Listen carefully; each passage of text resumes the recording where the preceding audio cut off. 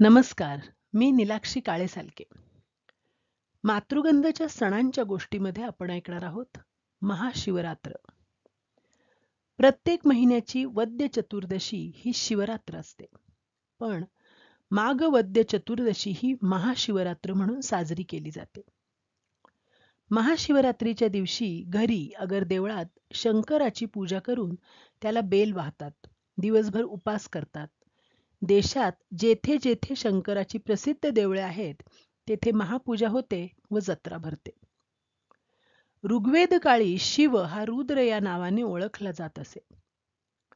विश्वातील जी संहारक शक्ती ती म्हणजे रुद्र, अर्थात ती भीतीदायक शक्ती होती व ऋषींनी तिची अनेक प्रकारे प्रार्थना केली आहे. हा रुद्र अतिशय सामर्थ्यवान व सर्व प्राण्यांवर सत्ता गाजवणार आहे असे आर्य लोक मानित. शिवाय अनेक वनस्पती असलेल्या हिमालयावर तो राहत असल्याने तो वैद्यराज आहे व भक्तांची रोगांपासून मुक्तता करील असे त्यांना वाटे. यजुर्वेदात रुद्राचे बरेच वर्णन आहे. तसेच उपनिषदांमध्येही आहे. त्यानंतर पुराणे आली. पुराणकारांनी रुद्राबद्दल अनेक कथा सांगून त्याला अनेक नावे दिली. पर्वतावर राहतो म्हणून गिरीश, जटा बांधतो म्हणून जटाधारी, समुद्र मंथनातून निघालेले हलाहल पचवल्याने गळा निळा झाला म्हणून नीलकंठ, पशूंवर अधिकार असणारा म्हणून पशुपती वगैरे. पण मुख्यतः कल्याण करणारा म्हणून त्याला शिव व शंकरही म्हटले जाते. त्या काळी आर्यांमध्ये लिंग पूजा नव्हती, अनार्यांमध्ये होती. पुढे केव्हा तरी रुद्र व शिवलिंग एकत्रित होऊन सध्याच्या स्वरूपात शिवाची उपासना सुरू झाली. पुराणात महाशिवरात्रीची गोष्ट अशी आहे की एक शिकारी जंगलात एका तळ्याजवळ झाडावर बसून शिकारीची वाट पाहत होता. शिकार न मिळाल्याने सबंध दिवस त्याला झाडावर बसावे लागले व उपास घडला. सहज चाळा म्हणून तो त्या झाडाची पाने तोडून खाली टाकत होता. ते झाड बेलाचे होते व तो टाकत असलेली पाने झाडाखाली असलेल्या शिवलिंगावर पडत होती. संध्याकाळ झाली.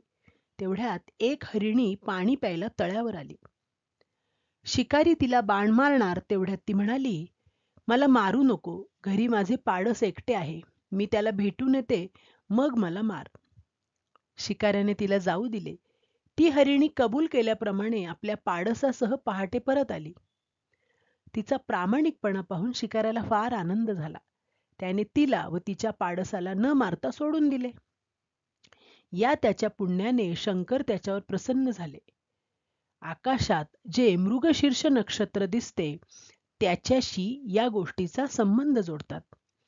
4 तारका असलेला मृग, त्याच्यात घुसलेला 3 ताऱ्यांचा बाण आणि त्याच रेषेत जरा खाली असलेला व्याधाचा तेजस्वी तारा असे हे नक्षत्र आहे. रुद्राने व्याधाच्या म्हणजे शिकाऱ्याच्या रूपात हरणाचे रूप घेतलेल्या प्रजापतीचा पाठलाग केला अशी गोष्ट ऋग्वेदात सांगितली जाते. महाभारतात हीच गोष्ट रुद्राने यज्ञाला बाण मारला तेव्हा यज्ञ अग्नीला घेऊन हरणाच्या रूपाने पळाला आणि रुद्राने त्याचा पाठलाग केला अशी सांगितली आहे. धन्यवाद.